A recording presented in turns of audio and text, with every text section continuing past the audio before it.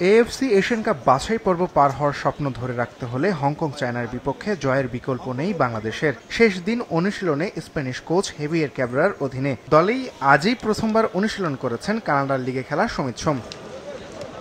FIFA র্যাঙ্কিংয়ে বর্তমানে হংকংয়ের অবস্থান 146 আর বাংলাদেশ 184 নম্বরে। হংকংয়ের সাথে এ পর্যন্ত 4টি ম্যাচ খেলে 2টি ড্র 2টি হার দেখেছে লাল সবুজ দল।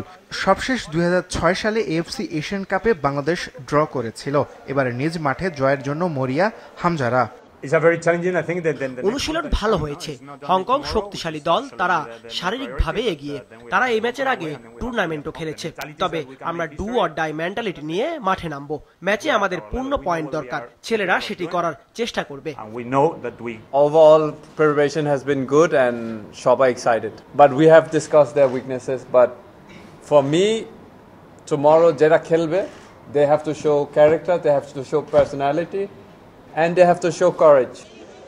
বাংলাদেশে আসার পর দল নিয়ে 2টি অনুশীলন করেছে হংকং চায়না। মঙ্গলবার পুলিশ এফসির মাঠে আর বুধবার ম্যাচ ভেন্যু জাতীয় স্টেডিয়ামে। হংকং দলে অন্তত 5টি বিভিন্ন দেশের বংশোদ্ভূত খেলোয়াড় আছেন, এর মধ্যে ব্রাজিলের 5 জন। এছাড়া স্কটল্যান্ড, ক্যামেরুন ও স্পেনের খেলোয়াড়ও আছেন।